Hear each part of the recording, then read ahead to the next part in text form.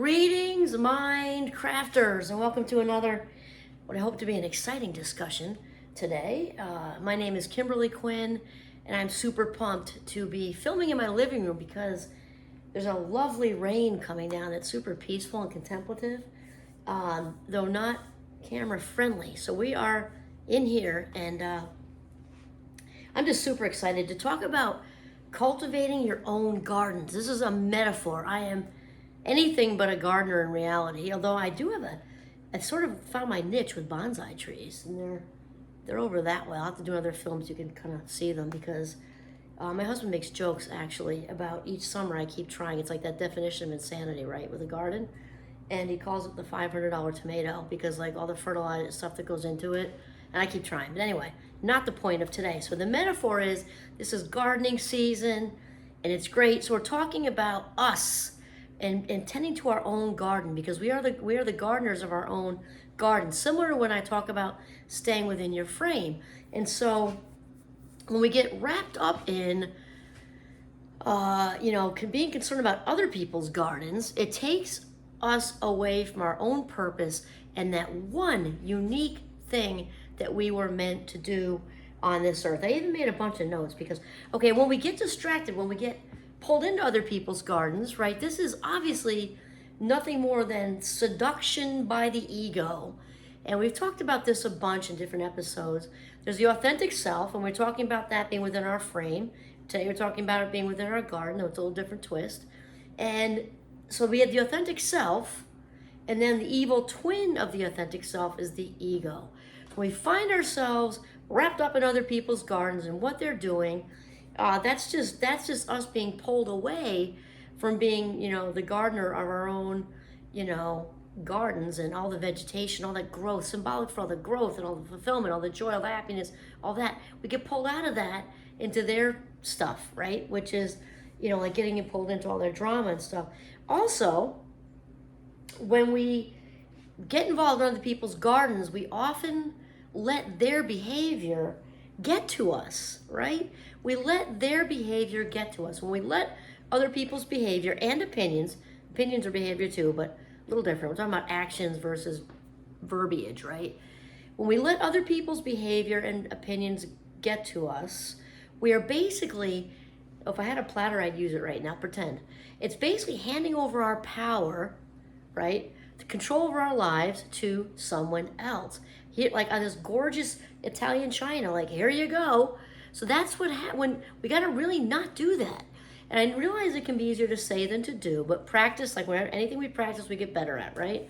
Practicing not letting other people, when they bring contrast to our lives, not letting that get to us, right? There are people, we're all moving around there, out in the world, creating results and different things, and those people are on their own trajectory, and we just have to do our very best not to take it personally and not to be attached to it or to the point that it affects us. Because when we do so, let's say it's opinions, when we do so and let them all get involved in our lives, most of the time they don't even know we're letting them get to us, right? Basically, it's saying whatever you think of me is more important than what I think of me, which is self-abandonment. We talked about that a few episodes back. And when we let the contrast get to us, this doesn't go anywhere good either. And it can be a tough sell when you're in it. But here's the thing, we've talked about this contrast thing. It's not fun when you're in it, when you're in the mud, right? In reality, though, when we look back at our lives, the dots all connect, which is why it's really important to trust the process, because as we move forward, the dots will continue to connect, right? When we're in the mud, it's hard to see. When we look back, it all happened for a reason, right? So when these people are bringing contrast into our lives, we're not saying it gives them a pass for malicious behavior, right? However, it's all part of the growth process. When we look at it that way, they're all that behavior is kind of part of the story, and just to not be attached to it, that's the big thing. It's super Buddhist, though it works really, really well. And again, it doesn't mean giving people a pass. It means detaching, not taking it personally, not letting it drag us down. It's just so incredibly important because we don't want to let other people's behavior be the boss of us, right? We want to take that control back, get back into your own garden, get back into your own frame. Oh, also, what was I saying? Yeah, because I also was saying the captains of our own ships. We're all the captains of our own ships, gardeners of our own gardens, artists of our own canvas, of our own lives. We don't want to be giving someone else the paintbrush. Same kind of thing. Okay, the other thing is, oh, and then I wanted to say, when you feel it, when we feel ourselves start to get pulled in that direction, or being yanked out of our own garden and getting into caught up in other people's drama and letting their drama affect us and all that stuff, this is a great check-in point. Like, what am I doing? Okay, and it's kind of like when we're on the authentic, Minecraft path, we're on this journey of meaning and purpose and fulfillment. Once that switch is turned on and we're aware of our authentic self, and she or he or they are pulled from the trunk or the back seat or the driver's seat back into, the passenger seat, back into the driver's seat, okay? That switch can't be turned off. Even if the authentic self you start to get off track, out of alignment, once that switch is turned on, you become very aware of your alignment and that you're out of alignment. So it's really important to have a check, and I do this with myself when this happens. Like, whoa, brakes, put the brakes on. Why was I pulled to do that, whatever that people pleasing thing was? Like, I'm past that. Like, what was up with that? What was going on inside me that I had a little insecure moment?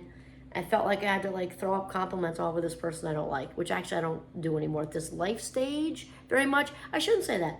I catch myself sometimes. I wouldn't say crazy like that, but I catch myself.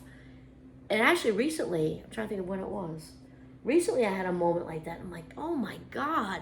You feel like you're so past it, and that's ego, right? Because none of us are beneath it. None of us are beneath it. And I was aware of that too. So I was like, what's up with the ego trying to slide into the driver's seat? Go away.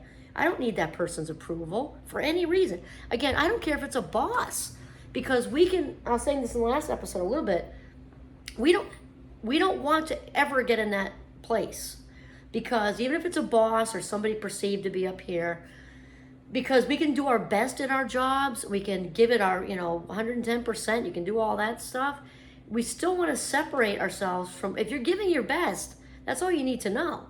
We don't have to people please anybody, no matter how high they are. We just don't need to do that. Okay, so then there's the other thing about the garden analogy, which is really, really good, right? Because we talked about all the behavior stuff and not letting other people's behavior and opinions control us.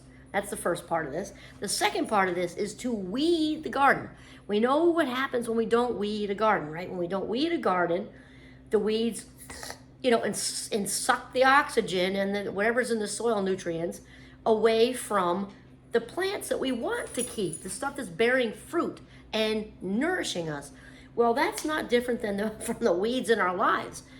I just have to tell you that we've got weeds in our lives, and some are like the Boston stranglers, that you come in your garden, those viney things that just, so they're over here, and then there's the other weeds that just kind of pop up and just take the nourishment. On the whole scale of that, pull the weeds. So this is the thing, you got to really give thought similar to, I guess, when we talked a long time ago about the life minute budget or the giving a shit budget, also pretty much the same thing. For the weeds in our lives, we want to really be thinking about that, because as far as we know, we only have so many life minutes, in this go round on this wonderful planet we are residing on, in this wonderful journey. So you want to be really careful about, the life minutes you're giving to the weeds, because really they should be pulled and extracted and removed, basically, for all intents and purposes. And so, we want to weed, because we don't want those. And there's a whole scale of this, right? There's the toxics, and those you just yank out and throw away, especially if you're doing a brush fire, which you're not supposed to do, because I think it's not environmentally cool, and I think it's illegal. But let's just theoretically say those weeds you just want to just remove entirely, because they're just toxic. But other weeds that are not as strangly as that, they might just, as far as the people in your lives that are weeds, just give them less attention. You got to really weigh that stuff out, because we don't want the weeds to. It's all about personal growth, right? So if somebody's not bringing you growth and joy and all that, then it's time to spend less time with that person. And if they're absolutely toxic, again, then they just get yanked. Okay, so this was about cultivating your own garden. And what else did I say here? I think that was pretty much it. We don't want to be outcome based. And when we are in other people's business and we're allowing their business to affect us, goes both ways, then we are attaching to that stuff and we're not going to be happy.